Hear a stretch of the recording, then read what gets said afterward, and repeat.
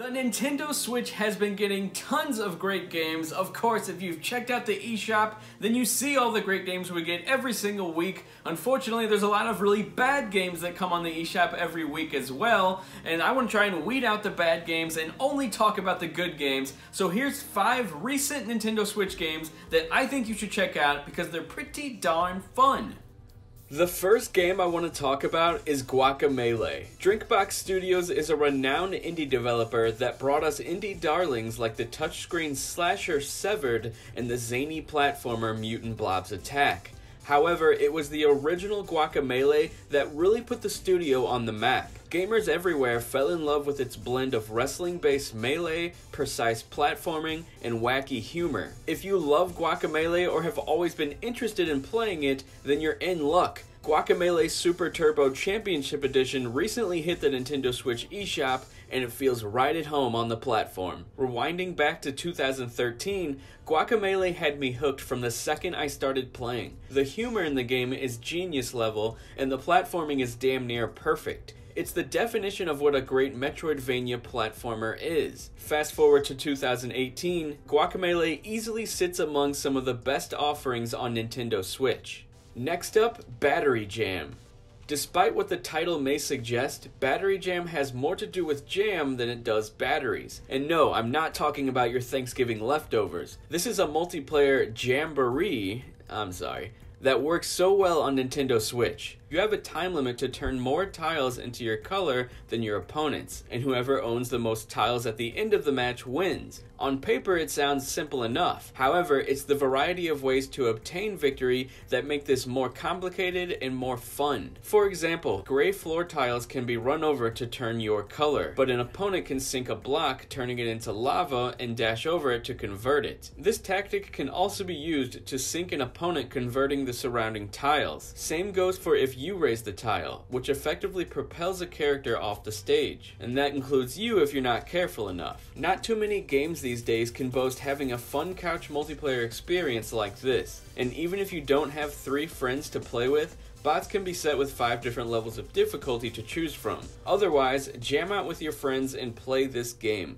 Next up, Collidalot. Collidalot is an extreme combination of rail grinding and bumper cars. This over-the-top multiplayer game has you steer around a packed track and slam other players into the sky. A combination of painting mechanics, boosts, and some special attacks invite a wide range of strategies for combat and traversal. Through everything though, you maintain a simple objective: ram into everyone else and launch them off the screen. In other words, Smash Bros style. There are a couple different modes as well, along with 18 maps and customization options available, and the end result is a stylish, colorful, and decently unique multiplayer destruction derby. Collidalot is fast, easy to pick up, and hard to put down. The Switch's local multiplayer catalog is growing rapidly, but Collidalot's take on bumper cars in the sky sticks out. The game is cemented as a great complement for games like Towerfall, Ultimate Chicken Horse, and Mario Kart 8. The developer Guacamelee has done a great job here, creating another unique, memorable Switch multiplayer title.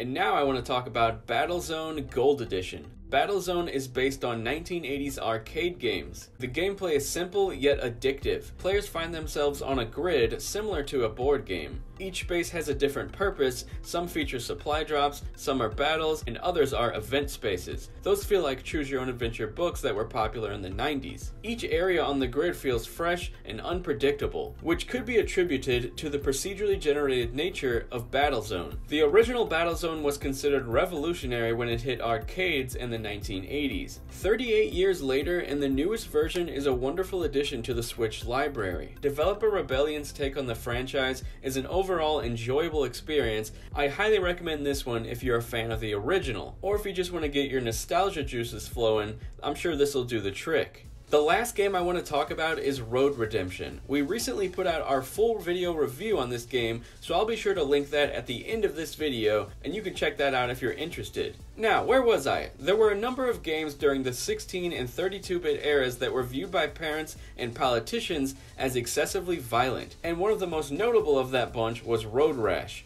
Road Redemption is clearly inspired by Road Rash, and it manages to take most of the mechanics of that classic and update them in satisfying ways. Instead of taking Road Rash and attempting to reinvent the wheel, Road Redemption took the things that made it entertaining and refined those mechanics. The bike combat is excellent, and the aesthetic very much mimics the series of games that came before it. I haven't had this much fun with an arcade racer in a long time. In Road Redemption, you'll find plenty of levels of challenging combat and races, and the upgrade system is forgiving enough to bring you back into the game for multiple playthroughs. While the online community is spotty for now, at least it's a fun time when you can find a match. But either way, there's enough here to warrant a purchase if you're looking for an ass-kicking good time on the couch.